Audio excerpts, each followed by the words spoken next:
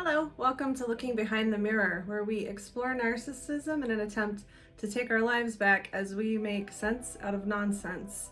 As a quick disclaimer, I am not a professional. Everything I say is based on my opinion, based on my research, based on my personal experiences. If you are in crisis, please contact a professional. I will provide links below. Today's video, I am going to explain projective identification. If you've never heard of that, so it's like projection, but it's like more than projection. So it's like, no, simple. It's like, you know, like how you get mad at somebody because really you're mad at yourself. Let me think of an example. It's kind of hard to explain, but I'm gonna do the best I can.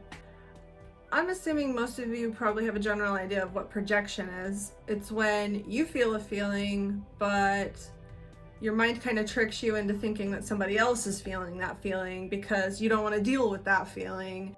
Big thing to remember about projection is you don't know you're doing it. That's the whole point. When you're projecting, it's a subconscious defense mechanism. If you knew you were projecting, it would kind of defeat the whole purpose, right? So it's like, I'm not angry, you're angry. Or I'm not crying, you're crying. It's like that, projection, right? Simple enough. Kind of strange, really, when you think about it, but simple concept. So what's projective identification? Projective identification is when you're taking it a step further. You're not just imagining that that person over there is feeling a feeling that you're feeling. You're actually in some sort of relationship with that person, and you're actually manipulating that person into feeling the feelings that you're feeling. It's pretty wild, really, but it's a real thing. Projective identification is not something that emotionally healthy people engage in. The person that is perpetrating projective identification can be projecting all kinds of things about themselves that they can't handle. It's usually a feeling or a trait. It's something about themselves that they're subconsciously aware of that they don't want to face. So they project it out. They pick an object and they throw that trait onto the object. And they manipulate the object into taking that trait on themselves. For example, let's say that there's a mother and a young daughter. The young daughter is probably going to be emotionally vulnerable to the mother because she is her daughter and she is a young girl. Let's say that the mother has feelings of inadequacy when it comes to, I don't know, laziness. Let's say that the mother has this feeling, complex, if you will, where she thinks that she's lazy and she doesn't want to deal with this feeling. She can't handle it. If she, the mother, is unhealthy enough to engage in projective identification, she might actually use her daughter as an object, and she may tell her daughter over and over again, "You're lazy, you're so lazy, why are you so lazy?" And she may point things out, and she may spend a lot of time convincing the daughter that the daughter is the one that's lazy, and the daughter is the one that feels lazy. The part of this that separates projection from projective identification is that it went from the mother thinking, "My daughter's lazy," to actually manipulating the daughter into believing that she's lazy. The daughter then believes that she's the lazy one, and the daughter may even behave in a lazy way. When the daughter accepts this trait that has been projected onto her, the mother can then feel comforted by the reassurance of, yes, she's the lazy one, not me. I'm not lazy, my daughter's lazy. Look, even my daughter agrees she's the lazy one. Obviously, this can get extremely abusive. And I want to reiterate, the person that's engaging in projective identification, while there's no excuse for behaving this way, they really don't know they're doing it. It's a subconscious defense mechanism, and it's really done out of desperation. Let me give you another example. Let's say there's a husband and wife, okay? Let's say that the husband is pathologically narcissistic, and let's say that he's very angry and frustrated all the time. And he can't deal with these feelings of anger and frustration. He can't face them, and he doesn't like the idea that he is an angry person. he engages in projective identification. He sees his wife as the object. He says to himself, she's the one that's angry, not me. She's the one that's always frustrated and angry. Look at her. And he will do things to provoke her. He will start arguments. He will provoke her. He will upset her. He will do anything to manipulate her into showing him that he's right, that she's the one that's angry, not him. If you're in a relationship with somebody who's emotionally vulnerable to you, which in this case of the husband and wife, maybe the wife is emotionally vulnerable to her husband. Maybe she really loves and trusts him. Maybe she's a little bit needy, and maybe she's always trying to make him happy. He can use this against her by manipulating her, by upsetting her on purpose, by coming up with excuses to start arguments, by picking things out of thin air that he knows will upset her. If the husband is successful, it's quite possible that the wife could become extremely upset, especially if her husband is purposefully upsetting her and pushing her buttons. She may scream and cry and yell. She may be completely confused as to why she is being provoked and insulted and yelled at, but the ultimate goal is to wind her up so that the husband can sit back and say, oh yes, she's the one that's angry, not me. See, look at how upset she is. This is actually a method that can become a habit for the person that engages in projective identification as a method of regulating their own emotions. So in the case of the husband and wife, maybe they've been together for 10 years. Maybe this is something he does all the time when he's feeling a little bit off. He just manipulates her, she starts acting out, and he feels better. What's even worse is this isn't something that you can really identify by witnessing it. It's extremely insidious.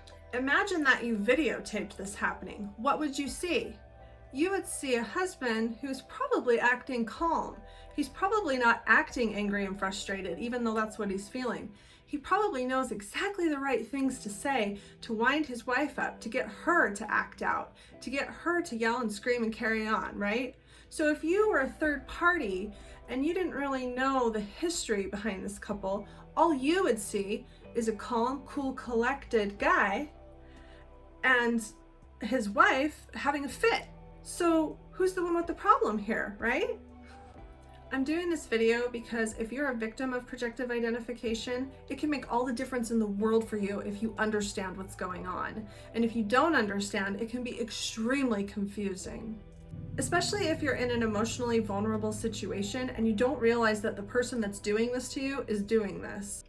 Once you can identify what's going on, eliminating the confusion behind this behavior can be an enormous help to you. Understanding the behavior will help you stop reflecting whatever trait it is that's being projected onto you. But I have to warn you, if you're in some kind of relationship where somebody has been doing this to you for a long time, they've been using you to regulate their own emotions in an extremely unhealthy and abusive way.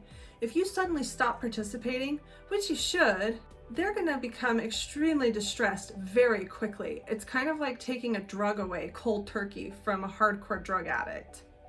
They won't know what to do with these emotions now. They've been dumping them onto you for who knows how long, and now suddenly all of these emotions are staying stuck back in them. They have literally been using you as an emotional toilet, and now it's backed up. Whatever feeling or trait they were trying to pawn off onto you, now suddenly they have to live with that. They have to face it. They don't have anybody else to dump it on.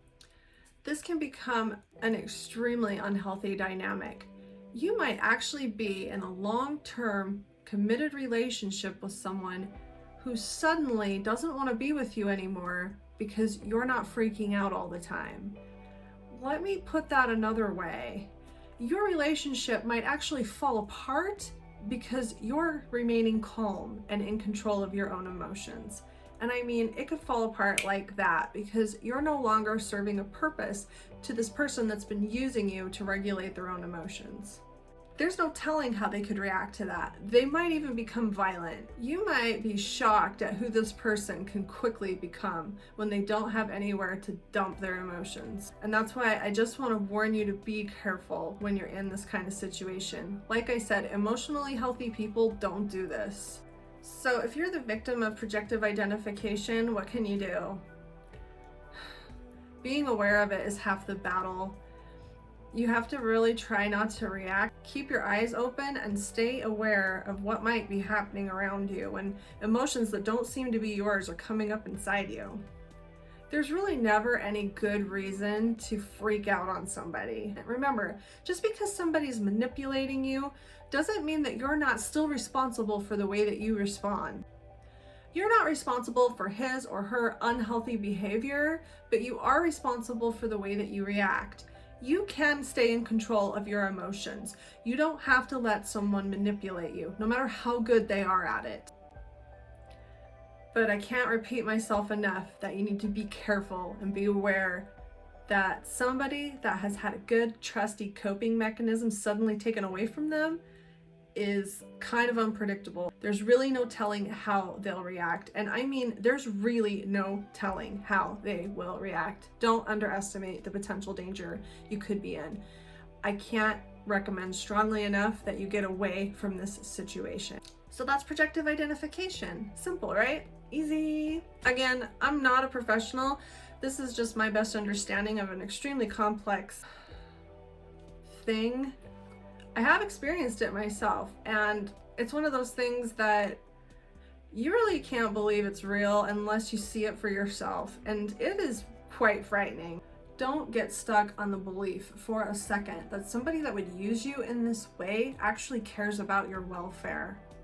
You are an object. You are a means to an end. You are useful. Somebody that would use you like this doesn't care about you and does not deserve 1 second of your guilt or your obligation. You owe this person nothing. You've already given them way more than they deserve.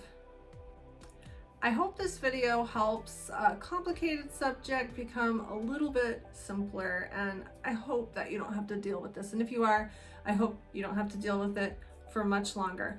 You can get through it. Don't give up on yourself. If you like this material, please give me a like or a subscribe or comment or something, because the more activity that's generated on these videos, the more I can continue to make them. And if there's any subjects that you want to see covered, leave them in the comments below. Until next time, thanks. Bye.